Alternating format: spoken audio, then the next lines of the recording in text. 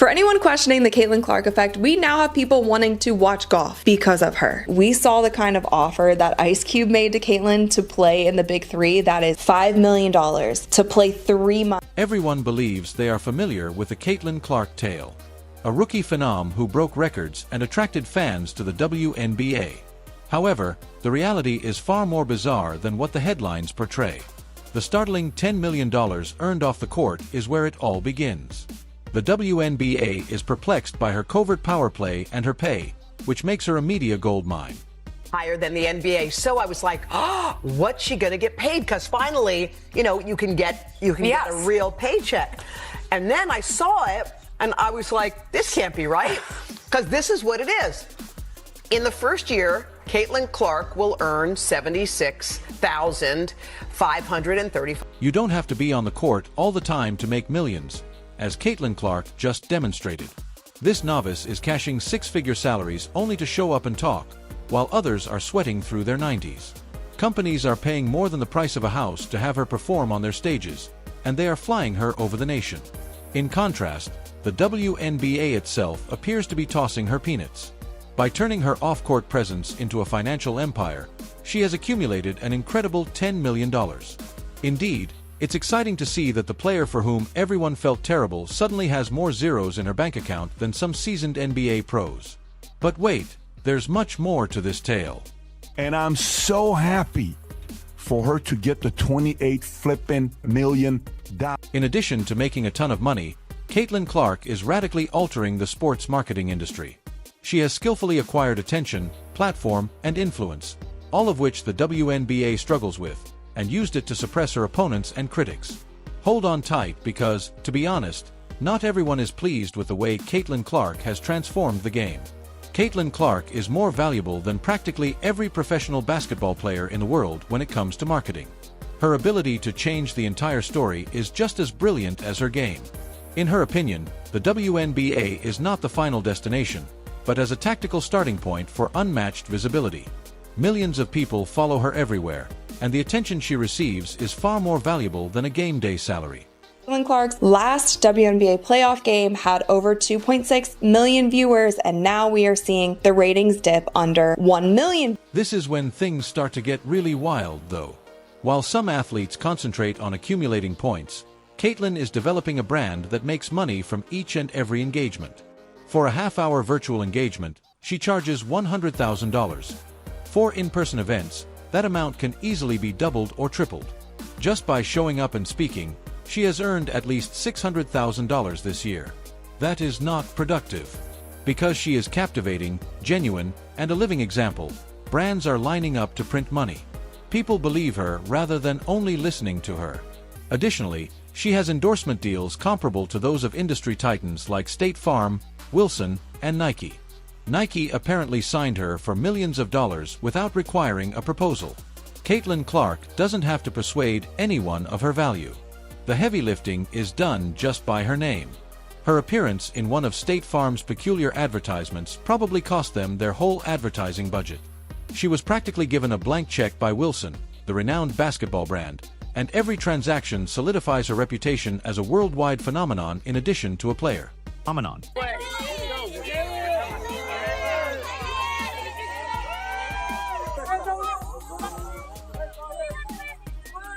What follows is illogical. She even dared to turn down offers of a $1 million salary and equity from a brand new women's basketball league. The majority of individuals would have signed the contract right away, but Caitlin didn't. She's not playing checkers, she's playing chess. Even if a fast paycheck would be alluring, the WNBA gives her a platform and respectability, which are far more valuable. Her decision to remain is a well-thought-out risk that is already paying off. Not to be overlooked is her social media presence. It is a beast unto itself. Millions of people follow her every post, and every movement is a chance to get money. Compared to most seasoned influencers, she is more skilled at affiliate marketing and sponsored content. Caitlin Clark's genius is evident in the way she uses her enormous fan base to make money with each like, remark, and share. Smith has said that you're the league is going to lose about $50 million. Is there a scenario that you will try to raise more money right now? Probably not. We probably don't need to raise capital like we did back in when I came in 20. This is the section that will wow you. Caitlin Clark is just getting started and hasn't even started to reach her greatest potential. Nevertheless, she is already reinventing what it means to be a contemporary athlete. Her tale goes beyond basketball. It all comes down to strategy, vision, and a relentless desire to succeed. Few people have the same level of attention on the broad picture as she does. Caitlin Clark has quickly established herself as a name that is linked with brilliance both on the court and in the fields of marketing and branding. She is more than just an athlete at the young age of 22. She is a walking, talking, money-making machine. Businesses are prepared to spend enormous amounts for her time. And because Caitlin Clark has perfected the art of monetizing her fame in ways that most seasoned pros can only imagine, 30 minutes of her is worth 6 figures. What matters is not only what she says, but also the impact her presence has. The excitement in the room, the explosions on social media, and the story being picked up by news organizations the following day. Brands are unable to reproduce that level of organic effect, regardless of the size of their marketing staff. If you look at player salaries, people wonder, why are NBA player salaries 100 times higher than WNBA salaries? Because the TV money was 100 times higher in the NBA than it was. Everything you believe to be true is going to change. Clark is not yet done. Even well-known legends would be jealous of the contracts she's signing. Working with Wilson to establish a signature basketball collection was one of her most important actions. Only Michael Jordan had before achieved this accomplishment. Give that some thought. By being the first female basketball player to win such a contract, Clark is dispelling myths and demonstrating that her brand is a powerful force rather than merely a passing fad. Additionally, she has a partnership with State Farm, earning millions for a contract that includes her like a good neighbor in commercials with their famous jingle. Caitlin Clark's position as a marketing juggernaut is cemented by this deal alone. As it happens, State Farm is completely committed to the phenomenon rather than only experimenting. Magic moment, if you recall, from 1979 when those two rookies came in from a big college rivalry, one white, one black. And so we have that moment with these two. But the one thing I know about sports, you need rivalry. That's what makes people watch. They want to watch games of consequence. Her 8-year Nike contract, which is reputedly worth $28 million, is incredible for a rookie though. However, there is a significant catch. Despite appearing enormous, the purchase may not be as remarkable as it first appears due to the noticeable absence of a signature sneaker. For athletes of her caliber, trademark shoes like those of Michael Jordan or Stephen Curry, whose brands are multi-billion-dollar empires based solely on sneaker sales, are the main source of income. Despite the fact that Clark's agreement seems huge, it might not be as significant as what she's leaving on the table without her own iconic shoes. Without a certain, every child who looks up to her and every admirer would purchase a pair. It's puzzling that Nike hasn't taken use of this. No goods, no commercials, no special ads, and most importantly, no signature shoes. They act as though they are sitting on a gold mine and are unwilling to dig. Imagine the excitement if Clark wore her own brand new branded sneakers when she took the court during the WNBA playoffs. Like, whatever really happens with Caitlin Clark, I would say her big thing is to be ready for the WNBA season. And people are like, why? She's only making $70,000 in the WNBA. What is the point of her worrying about that league rather than trying to push for other leagues and other ways of making more money? Because the WNBA is what's getting the most out. Making the shoes available for purchase right after the game would result in an extraordinary sales boom, since every basketball fan, regardless of age, would beg for a piece of Caitlin Clark's magic. However, Nike seems to be taking its time, so even though Clark's deal is impressive, it doesn't seem to have that important X element. Because of her widespread appeal, experts concur that she is more marketable than many seasoned pros. Millions of people watch every game she plays. Brands usually invest billions of dollars to get this kind of attention. The grim reality is that Nike might, the longer they wait, the less momentum they have. With Clark's star power at its peak, every day without a signature shoe is a lost chance. The WNBA playoffs offer the ideal opportunity to introduce her brand, but if Nike doesn't move quickly, they risk losing a lot of money and attention. Clark's skill on the court isn't the only factor contributing to her success. Additionally, she has completely revamped the athlete branding playbook.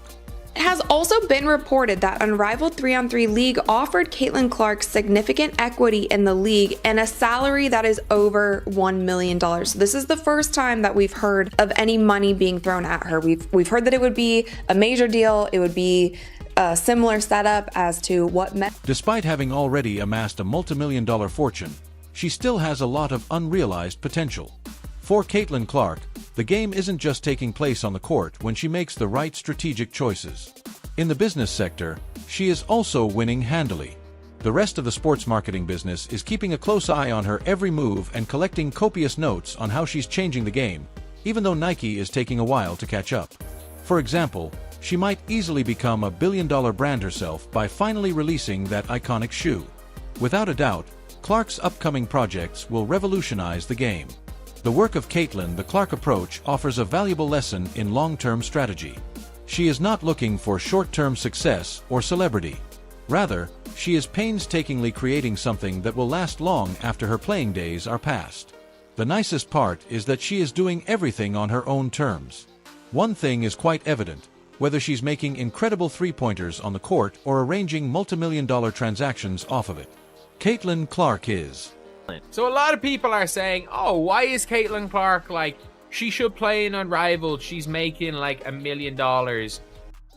She should play in X, Y, and Z league, she should make some money doing that, or, you know, Caitlin Clark can do X. Not a handout. This entire period of WNBA labor relations will be characterized by that phrase. Because Caitlin Clark, Ozza Wilson, and the other celebrities are essentially saying that you cannot use our names, companies, or celebrity power as weapons in a conflict that we did not consent to. And that's a perfectly valid viewpoint. Consider it from their point of view. You put in years developing your brand, persevering through education, and becoming well known. Then some players you hardly know decide to form a rival league, expecting you to jeopardize your WNBA career and your connection to the league you've always wanted to play in order to give them leverage in talks that advance their commercial objectives. That is exploitation, not solidarity. The best players just drew a line in the sand. What comes next is the question at hand. Does the Players Association still have any power? Without the unparalleled threat, are they able to negotiate a respectable CBA? Or did they simply misplace their loan card? When the owners discover they are in complete control, what do you think happens? This CBA discussion is going to get messy, so please share your thoughts here.